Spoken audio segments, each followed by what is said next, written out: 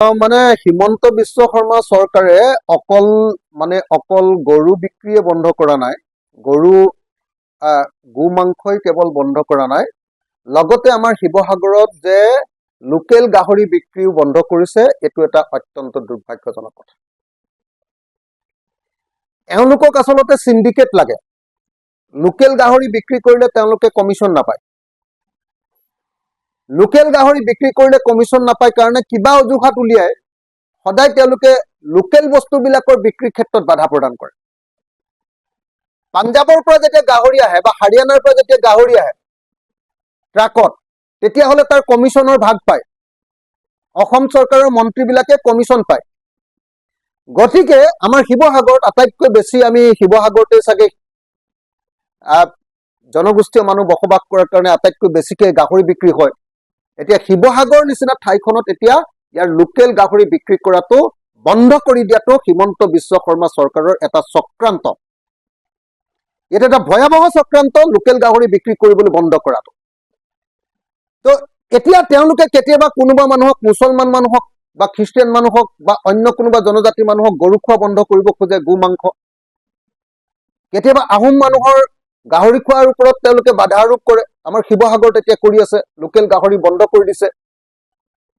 কাইলৈ কোনোবা দিন আকৌ আমি কি কয় আপোনাৰ এৰি পলু খাওঁ, এৰি পলু খোৱাও বন্ধ কৰিব এওঁলোকে কাইলৈ। আমি আমৰলি পৰুৱা খাওঁ, আমৰলি পৰুৱা খোৱাও এওঁলোকে বন্ধ কৰিব।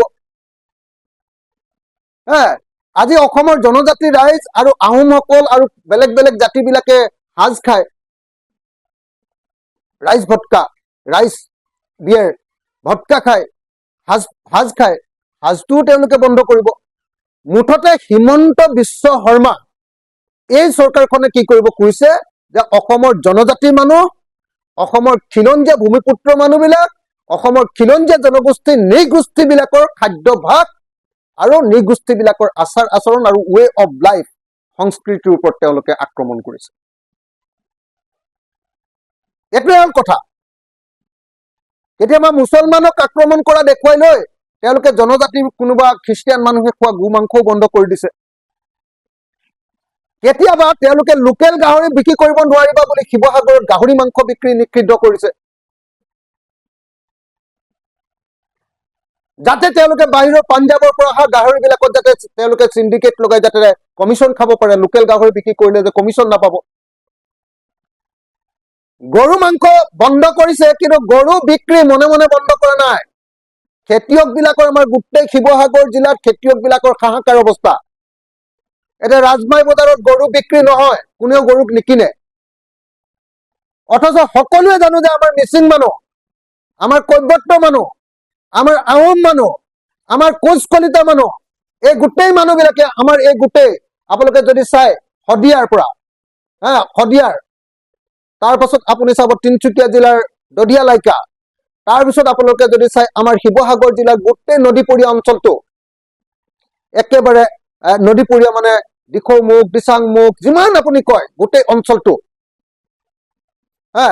তাৰপিছত মাজুলীখন, তাৰপিছত গোটেই ধেমাজি জিলাখন, জোনাইখন, তাৰপাছত আপুনি লখিমপুৰ জিলাখন, এই অঞ্চলৰ খিলঞ্জীয়া মানুহবিলাকে গো পালন কৰাটোৱে হ'ল আটাইতকৈ ডাঙৰ খেতিৰ পিছত আটাইতকৈ ডাঙৰ ব্যৱসায়। গো পালন কৰাটো, পশুপালন কৰাটো, সেই পশুপালনৰ ওপৰত হিমন্ত বিশ্ব শৰ্মা চৰকাৰে আক্ৰমণ নমাইছে। তো মুছলমানক আক্ৰমণ কৰিবলৈ গৈ, মুছলমানৰ খাদ্যভাসৰ ওপৰত আক্ৰমণ কৰিবলৈ গৈ গোটেই আমাৰ খিলঞ্জীয়া মানুহবিলাকৰ গোটেই জীৱন যাত্ৰাৰ ওপৰত, ইনকামৰ ওপৰত আক্ৰমণ কৰিছে। সেইকাৰণে মই অতি সোনকালে দাবী জনাইছো, ৰণোজ পেগু ডাঙৰীয়াক ক'ব খুজিছো যে ৰণোজ পেগু ডাঙৰীয়া, আপুনি কেবিনেট মন্ত্ৰী, আপুনি কিয় মিচিং মানুহৰ এই যে গো পালনৰ ওপৰত হিমন্ত বিশ্ব শৰ্মাই এই যে নিষেধাজ্ঞা আৰোপ কৰিছে তাৰ ওপৰত আপুনি কিয় এষাৰ মাত মাতিব নোৱাৰে? ভুৱন পেগু এতিয়া ক'ত গ'ল? মিচিঙৰ প্ৰতিনিধি ক'ত গ'ল? কিয় মাত নামাতে? আজি মাজুলীৰ বিধায়কজন মিচিং মানুহ, তেওঁ কিয় মাত নামাতে একবাৰৰ কাৰণে? আজি ঢকুৱাখানৰ বিধায়কজন মিচিং মানুহৰ গোটেই গৰু বিক্ৰীৰ ওপৰত পুৰা নিষেধাজ্ঞা কৰি দিলে। এতিয়া গৰু বিক্ৰী নহয়, মানুহৰ জীৱন বৰবাদ হৈ গৈছে, ল'ৰা ছোৱালী বিয়া পাতিব নোৱাৰা পৰিস্থিতি হৈছে, তুলনি বিয়া পাতিব নোৱাৰা পৰিস্থিতি হৈছে। পৰীক্ষাৰ কাৰণে পইচা কেইটামান উলিয়াই গৰু এটা বিক্ৰী কৰি সেইটো কৰিব নোৱাৰা হৈছে। এনেকৈ অসমৰ খিলঞ্জীয়া মানুহৰ পেটত গুৰ মাৰিছে হিমন্ত বিশ্ব শৰ্মা চৰকাৰে।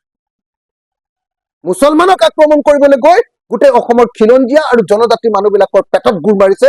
আমাৰ পশুপালন গোটেই বৃত্তিটোৰ ওপৰত গুৰ মাৰি আমাৰ জীৱন জীৱিকা নষ্ট কৰি পেলাইছে হিমন্ত বিশ্ব শৰ্মা।